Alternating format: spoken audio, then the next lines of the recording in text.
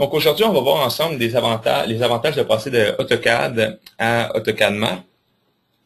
Avant d'aller dans le vif du sujet, on va voir un petit peu c'est quoi AutoCAD Map. Eh bien, AutoCAD Map, c'est un outil pour faire de la gestion et de l'édition de données géospatiales qui nous permet aussi de combiner la puissance que AutoCAD a au niveau de la digitalisation du dessin assisté par ordinateur. Donc, avant même de rentrer dans les avantages de passer à AutoCAD Map, quelque chose qui est très important de savoir, c'est que lorsque vous procurez un AutoCAD Map ou que vous travaillez avec AutoCAD Map, vous ne perdez absolument rien par rapport à votre AutoCAD. AutoCAD en entier se retrouve en dessous de AutoCAD Map. AutoCAD Map est vraiment basé sur AutoCAD. Donc, il n'y a aucune commande qui existe à l'intérieur d'AutoCAD qui ne sera pas là à l'intérieur d'AutoCAD Map. Les menus vont possiblement avoir changé un peu. Certaines commandes vont être possiblement un petit peu plus cachées, mais sans aucune exception, toutes les commandes qu'on trouve à l'intérieur de AutoCAD sont à l'intérieur de AutoCAD Map 3D. Une des différences qu'on a avec AutoCAD Map 3D, c'est que ça nous permet vraiment d'accéder à une plus grande variété de données et ça va vraiment nous permettre de travailler avec des cartes et non juste du dessin.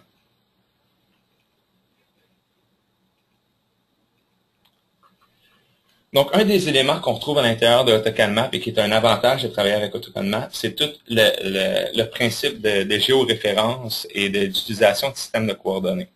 Le logiciel, il vient avec plus de 4000 systèmes de coordonnées qu'on peut utiliser. Pour certaines entreprises, je sais qu'on aime bien avoir des systèmes de coordonnées personnalisés, donc définis manuellement. On peut le faire également à l'intérieur de AutoCAD Map. Ce qui est bien aussi, c'est qu'on peut transformer nos données d'un système de coordonnées à un autre. Donc, on peut faire de la conversion de systèmes de coordonnées à l'intérieur de nos données. Et nos données ne doivent pas être dans les mêmes systèmes de coordonnées pour nécessairement travailler ensemble. Donc, je peux me connecter sur différentes sources de données qui ont différents systèmes et toutes les données vont se superposer correctement à l'intérieur de mon environnement de travail. Également, je peux géoréférencer des données en utilisant des outils de transformation ou d'étirement élastique. C'est ce qui est représenté un peu à l'écran ici. Admettons que bon, j'ai une zone qui a été conçue finalement à l'intérieur d'un AutoCAD standard et je veux géoréférencer ces données-là à partir de quelques points de référence et d'autres données qui sont géoréférencées.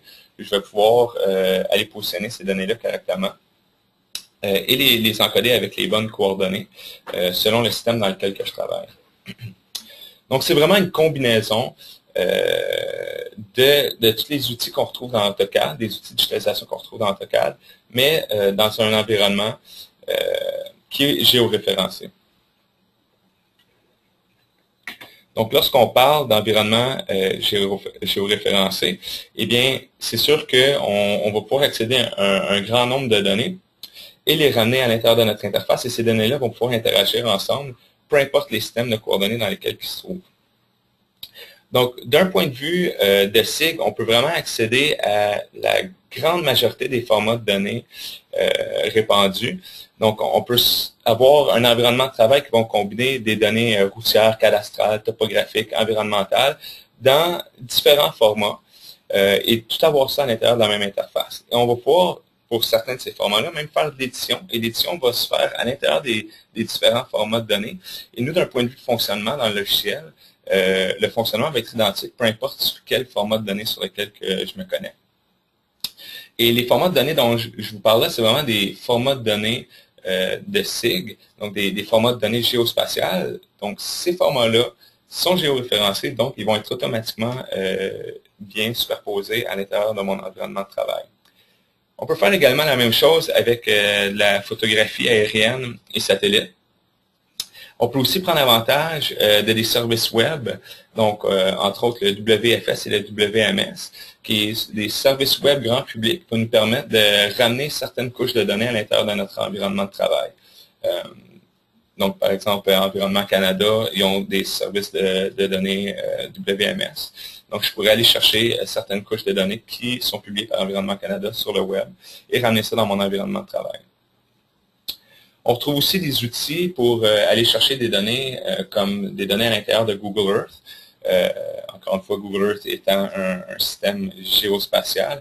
Si je n'ai pas d'imagerie avec laquelle que je peux travailler, je peux me brancher sur Google Earth et aller extraire une certaine région de photographie et la ramener dans mon environnement de travail au bon endroit, avec toutes mes autres données superposées par-dessus.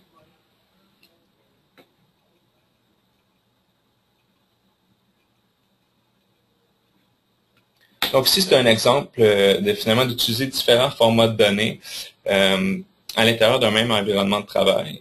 Donc, je pourrais avoir des données d'une matrice graphique, par exemple, qui viennent d'une base de données géospatiale Oracle.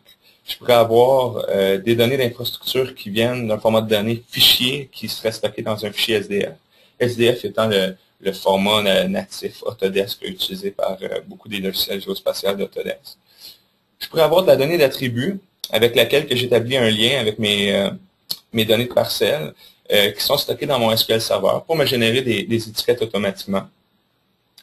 Des données de zonage qui sont stockées dans une base de données ArcSDE, qui est un format de SRI, ou sous forme de fichier dans un fichier shape de SRI. Des photos aériennes qui sont soit du Monsieur Cid, du ECW ou du TIFF, ou je pourrais me brancher pour mes photographies aériennes sur des services web, donc du WMS, par exemple, et tout avoir ça à l'intérieur du même environnement. Une fois que mes connexions sont établies, j'ai le fonctionnement finalement du logiciel ne va pas différer dépendant de la source de données. Si j'édite de la donnée vectorielle, que ce soit à l'intérieur d'un Oracle spatial ou à l'intérieur d'un fichier SDF, mes opérations d'édition finalement vont être les mêmes dans les deux cas. Ceci nous évite finalement de faire des copies de données, faire de l'import de données quand on n'en a pas nécessairement besoin, d'avoir des doublons ou différentes sources de données répliquées qui sont finalement la même source de données juste pour pouvoir travailler dans un environnement. Là, on se connecte directement de façon native aux différentes sources de données.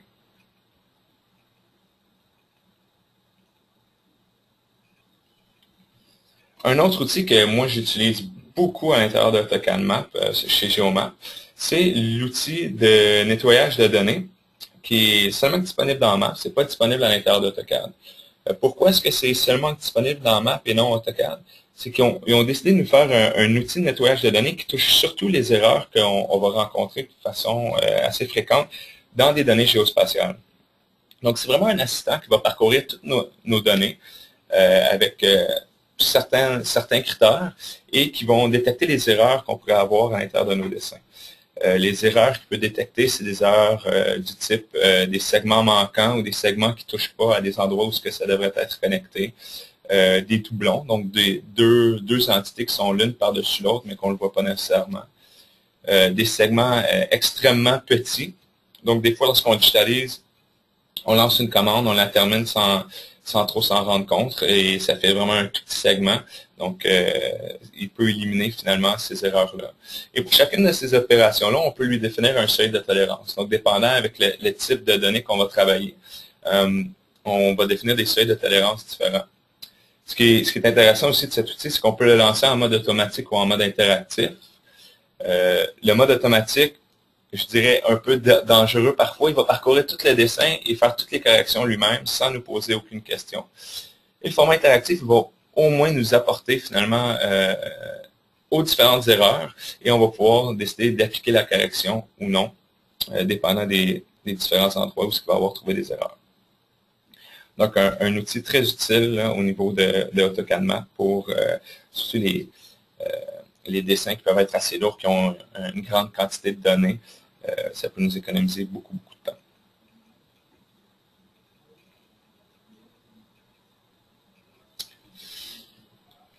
Une autre fonctionnalité qu'on trouve à l'intérieur d'AutoCAD Map, c'est une fonctionnalité de classification d'objets.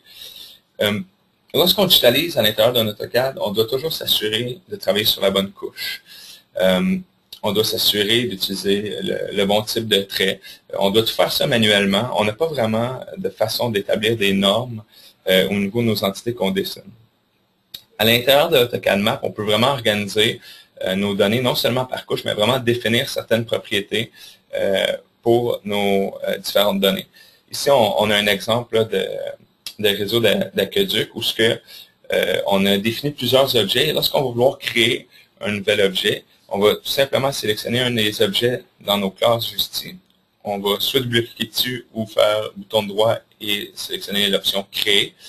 Et automatiquement, ce qu'on va digitaliser va prendre le bon style et va se positionner sur la bonne couche. Et si on a de la donnée d'attributs à assigner à cet objet-là, on va avoir déjà nos attributs d'asssigner à cet objet-là pour qu'on puisse les populer par après. Donc, ça évite beaucoup les erreurs. Ça nous permet d'intégrer certaines normes. Et bon, pour des nouveaux employés, par exemple, c'est beaucoup plus facile suivre les normes établies par l'entreprise en passant par des objets classifiés que d'avoir vraiment une procédure manuelle pour s'assurer d'être sur les bonnes couches, sur les bons calques et de travailler de la bonne façon. Un autre élément intéressant, c'est qu'on peut trouver aussi sur le site de souscription d'Autodesk ce qu'on appelle des Industry Toolkits. C'est des préconfigurations de classification. Donc, les classifications qu'on voit à droite, c'en est un toolkit. Donc, c'est quelque chose qui a été développé par Autodesk. Donc, c'est tout simplement une liste de couches, une liste de symboles et de styles pour les différents objets qui ont été établis d'avance qu'on peut finalement télécharger et intégrer à l'intérieur de nos dessins dans AutoCAD Map.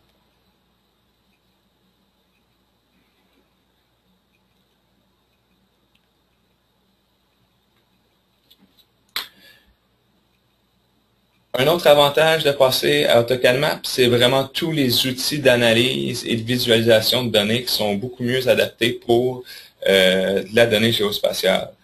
Premièrement, on peut configurer des thématiques, c'est-à-dire avoir le style de nos entités à l'écran varié selon de la donnée d'attributs.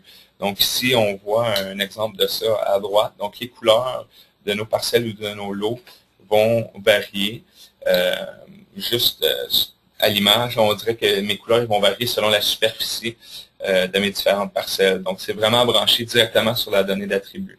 Si quelqu'un modifie cette donnée à travers AutoCAD Map, la couleur mathématique va être mise à jour automatiquement. Si quelqu'un modifie cette donnée à travers une autre application externe, aussitôt que je vais rafraîchir ma couche ou que je vais rentrer à nouveau à l'intérieur de mon interface utilisateur, la couleur de ma parcelle va changer.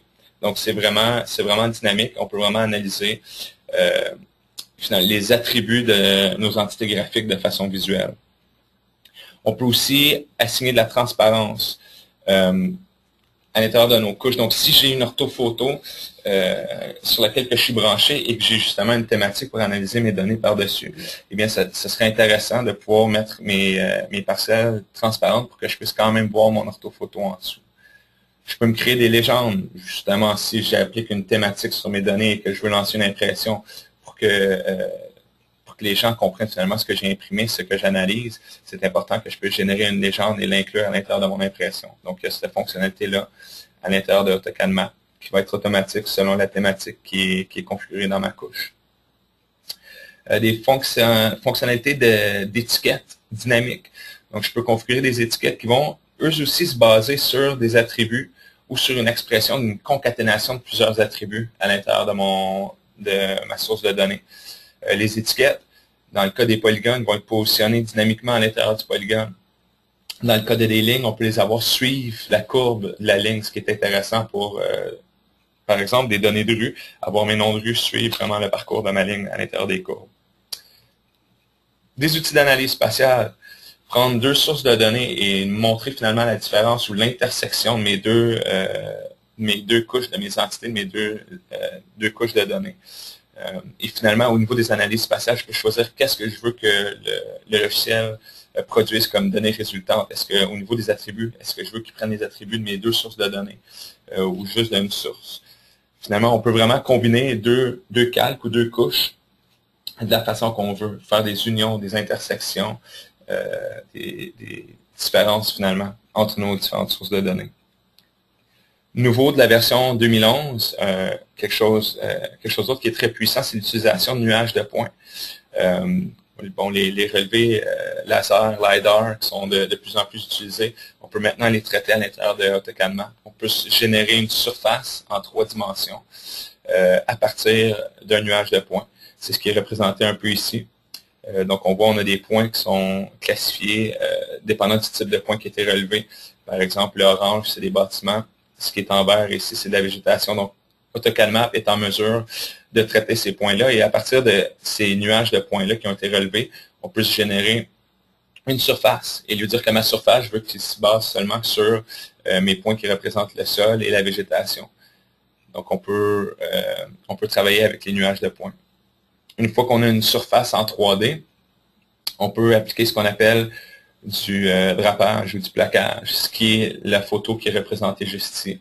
Donc, si je prends une orthophoto ou de la donnée vectorielle que j'ai à l'écran et que j'ai une couche de surface ou d'élévation en dessous, aussitôt que je vais pivoter mon logiciel en 3D, il va me générer une image 3D de l'imagerie de la photo aérienne superposée par-dessus mon modèle d'élévation.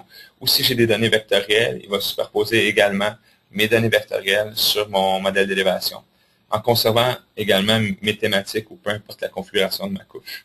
Donc, c'est aussi une fonctionnalité qui est intégrée, qui se fait automatiquement aussitôt qu'on pivote en 3D à l'intérieur de AutoCAD Map.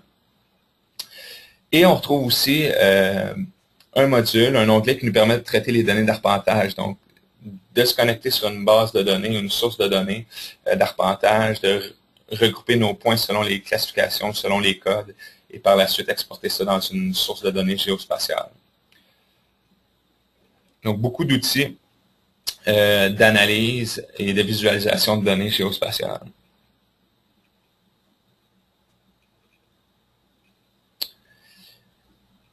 Une autre fonctionnalité très importante et qui est une tendance au niveau du géospatial, des données géospatiales, c'est qu'avec le AutoCAD Map, on va pouvoir supporter des bases de données relationnelles comme Oracle, SQL Server, MySQL. Et on va pouvoir vraiment stocker nos données géospatiales à l'intérieur de ces sources de données-là. Donc, au lieu de fonctionner avec des formats fichiers, on fonctionne avec une base de données centralisée dans laquelle on va stocker les données.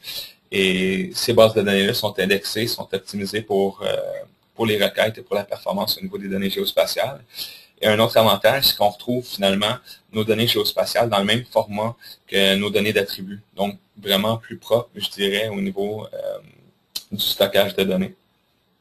On voit qu'avec AutoCAD Map, on peut se connecter avec un grand nombre de bases de données ou de formats de données. Entre autres, ArcSDE, qui est vraiment un format DSRI. Même si c'est un format SRI, avec AutoCAD Map, on va être en mesure de travailler les données de ArcSDE de façon directe. Encore une fois, pas de l'import-export, on se connecte directement à notre base de données ArcSDE et on travaille à l'intérieur. On peut faire la même chose avec des données géospatiales dans SQL Server, dans Oracle, MySQL, PostGIS. Donc, vraiment tous les formats répandus, les formats populaires au niveau des données géospatiales.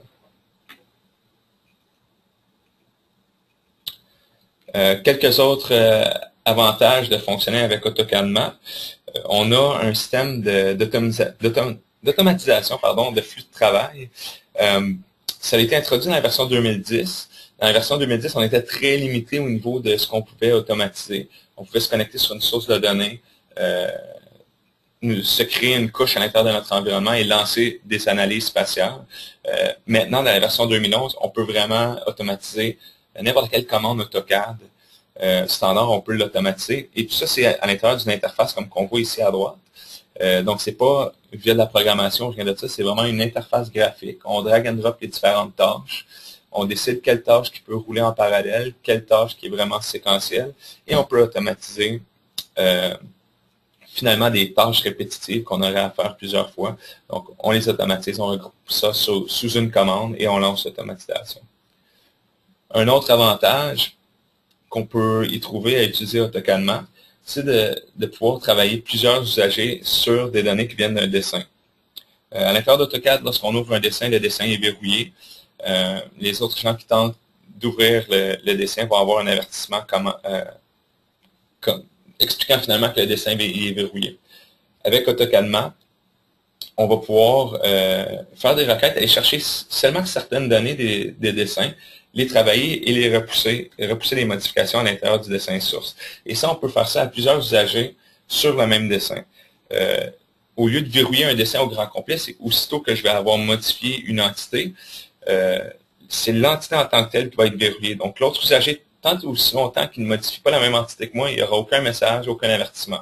Lorsqu'il va tenter de faire une modification sur une entité qui a déjà été modifiée par un autre usager, là, il va avoir un message lui disant que l'entité est verrouillée. Il va même avoir la date et l'heure ainsi que l'usager par qui l'entité aura été verrouillée. On a des fonctionnalités de gestion de métadonnées pour nos différentes sources de données selon certains standards, dont certains standards ISO et le standard FGDC. Et on a aussi la capacité de distribuer facilement nos données. Donc, publier nos données soit à travers MapGuide, qui est un produit finalement open source qui va nous permettre de publier des cartes sur le web. Et on va pouvoir publier directement de notre AutoCAD Map à l'intérieur de notre MapGuide. On va pouvoir générer aussi des DWF géoréférencés. Le format DWF, c'est un petit peu comme le format PDF, mais dans le monde Autodesk. C'est-à-dire qu'il y a un reader, c'est DWF Design Review, qui est un logiciel qui est gratuit, n'importe qui peut le télécharger et va pouvoir regarder des fichiers DWF qui sont géoréférencés, donc pouvoir interroger les coordonnées et pouvoir même apporter des annotations que les gens vont pouvoir réimporter par la suite à l'intérieur de leur AutoCAD Map pour apporter des modifications, par exemple. Et on peut générer des atlas, donc nous générer des atlas, des tuiles, des pages prédéfinies selon certaines tuiles qu'on aura définies dans notre environnement, dans notre carte. Donc, je vais vous faire une petite démo des avantages d'utiliser AutoCAD Map. Un petit instant.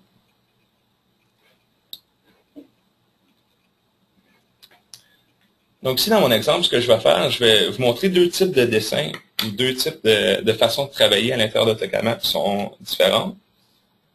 Ici, ce que j'ai à l'écran, c'est un dessin standard qu'on pourrait avoir travaillé en fait à l'intérieur d'un AutoCAD. C'est vraiment des polygones qui représentent différents lots, qui représentent nos bâtiments. Et ici, ce que j'ai finalement, c'est le développement d'une extension de mon réseau d'égouts qui est ici, qui est en rose. Donc, si je regarde au niveau de mon réseau d'égouts, ma conduite se trouve sur ma couche Sand Main Extension. Si je regarde au niveau de mes regards, ça se trouve sur la couche Sand Manholes Extension. Et ici, c'est mon réseau actuel qui se retrouve sur des couches entièrement différentes. Donc, si de la donnée AutoCAD, comme je dis, ça aurait pu avoir été digitalisé dans un AutoCAD bien standard sans l'utilisation de AutoCAD Map. Si je regarde un autre dessin que j'ai ouvert ici, j'ai un autre environnement de travail où là, je suis branché sur des sources de données géospatiales. On voit à droite ici, j'ai quelques couches. Ces couches-là, ils peuvent vraiment venir de n'importe quelle source de données que j'ai mentionné tantôt. Donc, je pourrais être connecté sur du rack spatial, du SDF, du Shape. Donc, dans ce cas-ci, je suis branché majoritairement sur des fichiers Shape de Esri. Donc, même pas un format natif à Autodesk. Mais je vais pouvoir travailler et éditer mes données à l'intérieur de l'environnement que j'ai juste ici, même si ce n'est pas un format natif à Autodesk. Et on voit que j'ai des étiquettes qui sont configurées ici, qui sont vraiment basées sur de la donnée d'attributs de mes parcelles. Et si je m'approche ici, on voit qu'à un moment donné, on va voir aussi des étiquettes dynamiques qui vont apparaître pour mes conduits, qui me donnent finalement le matériel et le diamètre pour ma conduite. Et encore une fois, entièrement basé sur de l'attribut. Ce n'est pas quelque chose que j'ai dessiné ici au niveau de mon étiquette. C'est basé sur mon attribut. Donc, je vais retourner sur l'autre dessin et je vais m'assurer de le fermer. Parce que comme j'ai mentionné tantôt, lorsqu'on ouvre un dessin, on le verrouille. Donc, je vais tout simplement fermer mon dessin. Et ce que je vais faire ici, je vais aller chercher mes données à l'intérieur de mon dessin et me ramener de façon, à travers une requête, à l'intérieur de mon dessin courant. De cette façon-là, je ne vais pas verrouiller mon autre dessin. Donc, n'importe quel autre usager qui utilise AutoCAD, qui va tenter d'accéder à ces données-là, mon fichier ne sera pas verrouillé. Donc, je vais venir ici, je vais attacher mon dessin, qui était le dessin juste ici. Et je vais me définir une requête. Et ma requête ici est déjà définie. Si je regarde ma requête, finalement, je m'en chercher seulement ce qui se trouve sur mes deux couches extensions. Donc, mes conduites et mes regards qui sont finalement mon extension, mon projet que j'ai ici. Donc, je vais exécuter ma requête. Et on voit qu'il est allé chercher mes données à l'intérieur de mon dessin et qu'il me les a ramenées à l'intérieur de mon environnement. Et tout est géoréférencé, donc tout c'est bien positionné au bon endroit. Maintenant, ce que je peux vouloir faire, c'est que, bon, ici, j'ai mes couches de données qui viennent des sources de données géospatiales, mais ce que j'ai ramené ici, c'est que de la donnée dessin que je suis allé chercher dans un autre fichier AutoCAD. Je pourrais vouloir pousser ça à l'intérieur de ma source de données géospatiale avec le restant de mes données. Donc, ce que je peux faire, c'est juste venir ici sur ma couche de données Sewer Mainlines, qui pourrait venir, comme je l'ai mentionné tantôt, vraiment de n'importe quelle source de données géospatiale. Et je vais lui dire, je vais me créer une nouvelle entité à partir d'une géométrie existante.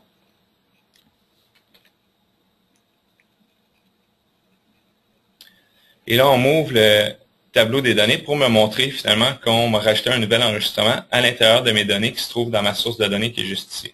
Donc, je peux faire la même chose pour mes autres entités.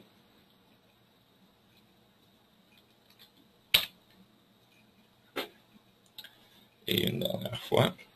Et bien sûr, il y a des fonctionnalités pour faire ça en lot, donc tout importer des données qui viennent d'une certaine source vers un autre. Là, ce que je vous montre, c'est un petit peu la façon manuelle de le faire, mais pour vous montrer comment on peut vraiment combiner les deux types de données ensemble et travailler à l'intérieur de AutoCAD Map. Ce que je vais faire ici, ensuite, je vais tout simplement sélectionner mes trois nouvelles entités et je vais venir leur assigner certains attributs. Je vais dire qu'au niveau de mon diamètre, c'est du 8 pouces et mon matériel, ici, ça va être du PVC. Donc, immédiatement, même si je n'ai pas placé manuellement des étiquettes, on voit que mes étiquettes dynamiques fonctionnent selon ce que j'ai rentré comme valeur. Et ici, on voit que j'ai une étiquette qui n'a pas été répétée deux fois car ma ligne est dans une pente continue. Donc, il fait aussi ce qu'on appelle du stitching au niveau des étiquettes. Donc, il ne va pas répéter des étiquettes deux fois qui ont les mêmes valeurs sur une ligne qui est continue. Donc, je peux faire la même chose pour ce qui est de mes cercles juste ici. Donc, j'ai ma couche des regards. Je vais créer un nouvel élément à partir d'une géométrie existante que je vais aller chercher dans mon DWG.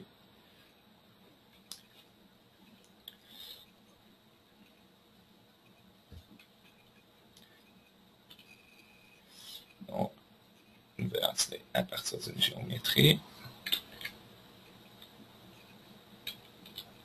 Et une dernière fois, et on voit qu'il a appliqué le style qui est défini au niveau de ma couche automatiquement.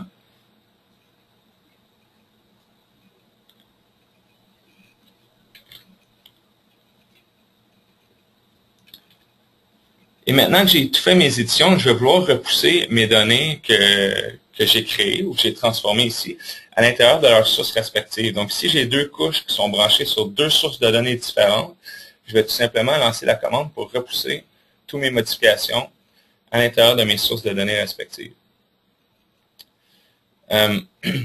Ici, pour vous montrer que je travaille vraiment dans un environnement qui est bel et bien géoréférencé, qui est un environnement géospatial, on peut toujours venir ici et faire un suivi des coordonnées. Donc là, ici, mon système de coordonnées qui est assigné à mon environnement de travail, c'est un système de coordonnées de l'Oregon State Plane. Si je veux faire un suivi de coordonnées pour, admettons, faire des comparatifs avec un GPS qui fonctionnait en latitude-longitude, je pourrais toujours venir ici rajouter un autre système de coordonnées pour faire le suivi de mon curseur dans un autre système de coordonnées. Donc, tous mes éléments ici sont vraiment placés. Je travaille dans un contexte qui est bien réel. Peu importe la source de données sur laquelle que je me connecte, ça représente vraiment l'emplacement réel de mes différents éléments.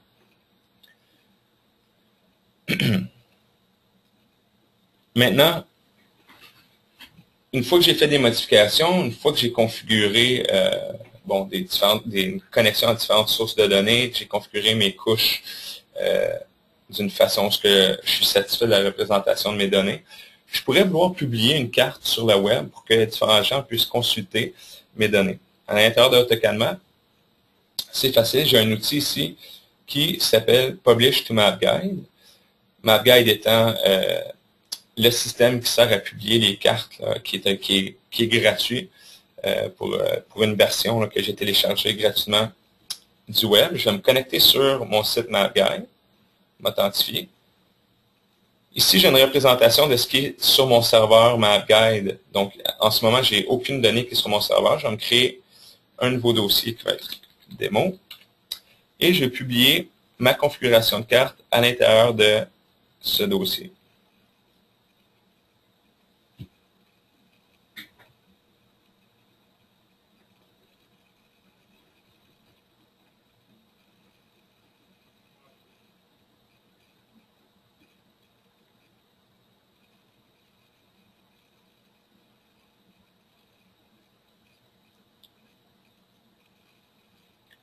Il va m'ouvrir automatiquement le résultat.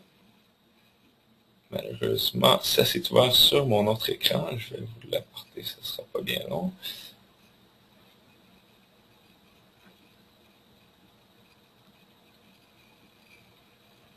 Et là, je suis à l'intérieur de Internet Explorer. On voit l'adresse juste ici. Et j'ai accès à ma carte qui est configurée exactement de la même façon au niveau de mes couleurs et tout ça. Tout est configuré de façon identique à ce que j'avais à l'intérieur de mon AutoCAD Map. Si je zoome, on voit que les styles sont identiques et je vais essayer de trouver l'endroit où je travaillais tantôt. Et on voit finalement les données que j'ai ramenées à partir de mon DWG, de mon dessin de conception, qui est juste ici, qui contient mes données pour ce qui est de mes conduites. Et les étiquettes, encore une fois, fonctionnent de la même façon. Donc, c'est des étiquettes dynamiques qui m'affichent le type de conduite et le diamètre. Donc, j'ai publié vraiment facilement mes données de mon AutoCAD Map sur le web en utilisant MapGuide.